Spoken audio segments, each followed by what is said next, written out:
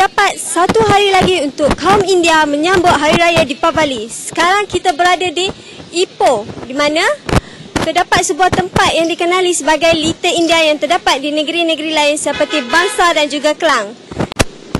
Jom kita temu beberapa peniaga di sini. Sekarang kita berada di Mahavesh Enterprise.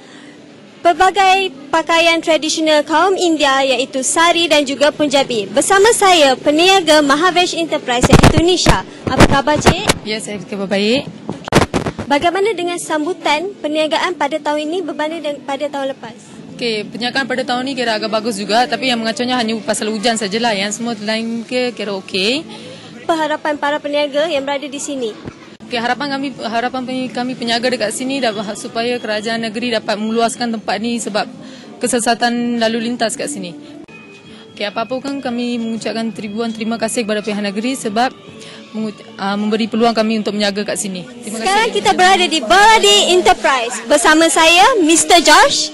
Apa khabar Mr. Josh? Ya, khabar baik. Okay, sudah berapa lama berniaga di Little India, Ipoh Perak? Sudah dekat orang 16 tahun. 16 tahun sudah lama. Ya, sudah. Bagaimana dengan sambutan para pengunjung pada tahun ini?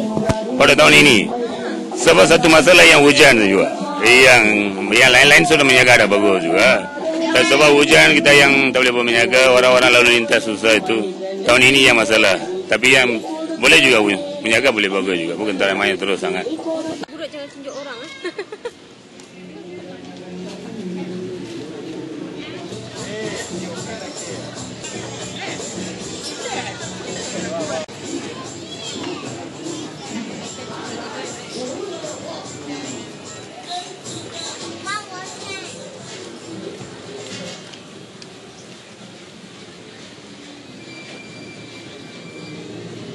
Sekarang kita berada di kedai Bala Swiss di mana menjual pelbagai muruku dan juga ladu. Bersama saya Mr. Ganesh. Apa khabar Mr. Ganesh? Baik.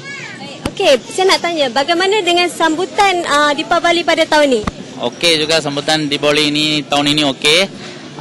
Saya harapan untuk tahun depan lagi baik. Lagi baik Bagaimana dengan para pengunjung? Adakah mereka datang?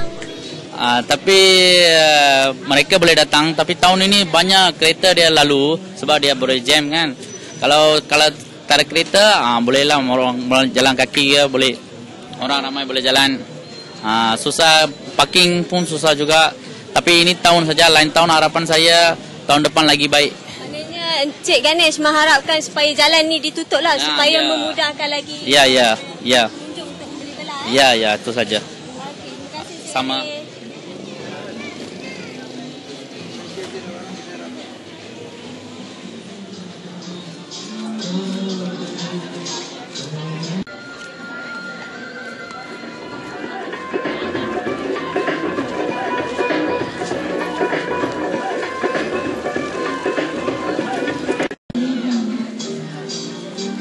Seorang pengunjung di Little India. Okey, nama cik? Rina. Rina Miss Rina. Okey, sudah berapa lama datang ke Little India? Saya datang sini, saya memang orang Ipoh. Datang sini sudah 8-7 tahun. Oh, lama 8-7 tahun. Setiap tahun Deepavali akan datang. Saya datang sini. Okey. Bagaimana dengan harga-harga pakaian, makanan dan juga hiasan yang terdapat di Little India? Kat sini harga semua perbuatan, semua boleh belilah. Semua beli. Okey, Cik Rina. Sepanjang 8 tahun datang ke sini, ada tak perubahan kedai-kedai yang berada di Little India? Ya, sejak 8 tahun saya tengok banyak kedai-kedai sudah bertambah. Lagipun barangan sudah bertambah. Kita semua, saya ingat dari luar negeri ke semua boleh datang sini untuk beli barang-barang. Kat sini semua okey lah, macam KL juga. Ya ke? Okey, apakah ucapan Deepavali? Ucapan saya semestinya saya beritahu untuk family I dulu.